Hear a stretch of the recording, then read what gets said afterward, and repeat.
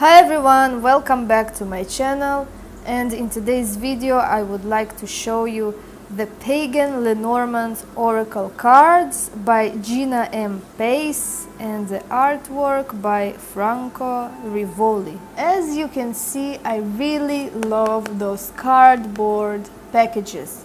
They are very convenient because you can store the cards and nothing will happen to them. So this is the guidebook. You have the guidebook in English and in French, I think. So you will only be reading half a book. You have all the interpretations to the cards and you have some few spreads. Back of the cards. And let's begin. I will show you each card and give you a small meaning of the card. So this is the crossroads. As you can see, the pagans are trying to have a decision. They don't know which way they should take. And they are doing fortune telling to see what is the best way for them to take. This is the book. The book is closed in this deck. We can see a teacher that is teaching something to his student, and she's writing and taking notes.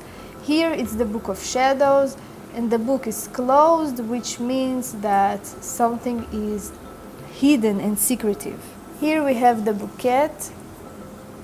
We see the woman is giving a present to this man. This is the coffin. They did the death ritual. This woman is spreading the ashes.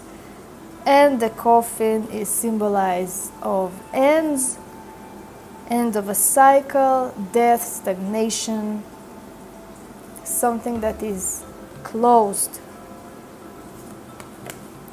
This is the clover. Those cards are really, really beautiful. I like the artwork, by the way. They're doing gardening, and overall it's a card of good luck and taking chances, and also can symbolize herbs. Here we have the birds, and as you can see, all the pagans are speaking at the phone and writing text messages because the birds symbolize messages, quick messages, chattering, and bring information and messages. This is the ring, very simple, symbolize a union. Here we have the heart. Those people are writing some love spells. And the heart overall is very beautiful. Very romantic, pretty card. Here we have the pagans summoning the bear spirit, probably for some power, strength that they might want to have. This is the cross card, and here it's represented by a wheel. I think it's a Celtic cross, maybe not. And they're standing at a crossroads and summoning some force to bring changes, to bring new events. And overall, the crossroads is a place to speak with the divine and stuff like that. But overall, the cross card is a symbol of karma, of fate, and hardships. This is the letter, very obvious, official letter. This is the lilies, representing old and mature people or mature men, sexuality, grace, royalty. Here we have the clouds card, and the pagans are trying to bring change in the weather, whether they're trying to get rid of the clouds or they're trying actually summoning the rain. And overall, this card represents moodiness, depression, confusion. Here we have the key card. It's opening a door. A key is a solution to a problem. I think this is the mature woman in this deck. She represents the element of water because she's holding a cup and she's dressed in blue. This is the anchor. We see the pagans are looking for seashells at the background, at the sea. An anchor represents stability, your 9-to-5 daily job, binding and holding into something that is very stable and long-term. And that also has to do with the ocean. This is the child card, and the child is someone that is not mature enough. He is being guided by his mother, by some woman, and it's something that is new and undeveloped. The fish, it's the koi fish. We have the fish itself and the fish in the pond. Represents abundance, fertility, spirituality, and depth. This is the garden card. I think this is a lavender field. As you can see, the pagans are at the public because the garden card represents public, but they are actually everyone in each own bubble. Although they are outside, but they're not really communicating with each other. But this is a card of networking, of the internet, of public relations, and something that is exposed. This is the dog card, and here we have a wolf. The pagans are summoning the wolf, which is the ancestor of the dog.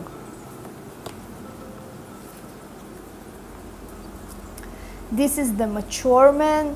He is Native American. He holds a smudge stick of sage. He holds an abalone shell, and he represents someone that is mature and wise. Here in the deck you have 2 female cards and 2 male cards. This is the scythe. We see a man harvesting in a lavender field, and basically this card represents whatever you harvest, this is what you get basically. And the scythe is a card of accidents, of something sharp, something that happens very quickly. But in this deck, it's a more fluffy interpretation. This is the mountain card, and we see the pagans going on a path, and they encountering a huge mountain, which is a blockage, a challenge, something that you need to pass in order for you to reach your destination. Here we have the moon card. Here the pagans are summoning the moon force. They are doing a ritual. The water is calm. It represents magic. It represents pregnancy because of the full moon. A very womanly card can represent also a mature woman that is influencing the other people. This is the star card, and we have again the pagans lining a cross, watching over the stars, maybe have wishful thinking and observing. This is the stork, and again all the animals are represented as a summoning force. The pagans are summoning the stork force. The stork represents changes, new beginnings, birth, relocation, and etc. This is the tower with a full moon, and the tower represents something official, government, law, isolation, something very high, your career, some official institution. This is the mice card, And I actually like the mice card in this deck because the mice are really cute here. But the mice card is a difficult card of loss, of something that is eating you away. As you can see, the mice are eating the lunch here, they are eating the food. And overall, it's a negative card. Also represents saving money.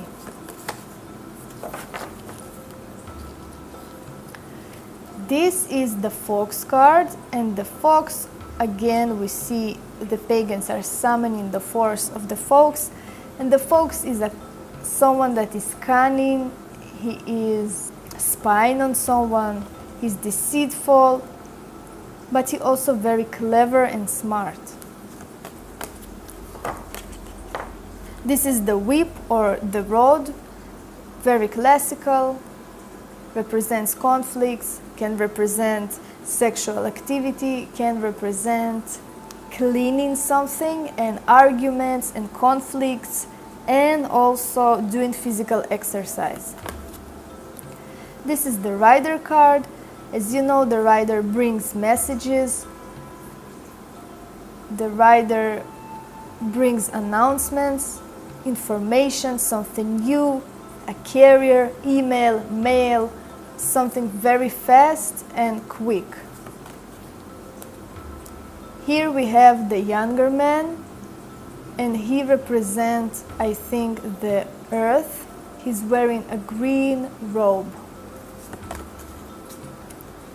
This is the snake card, very beautiful card. And as you can see, the snake here, although it's a card of deception, of someone that is really wise, smart, deceitful, betrayal, envy, but here we can see that the snake is not really lethal because he's located on the arm of this man. And I think it says, although I am very nice, but don't irritate me because I can bite and kill and basically bring misfortune to you. This is the sun card.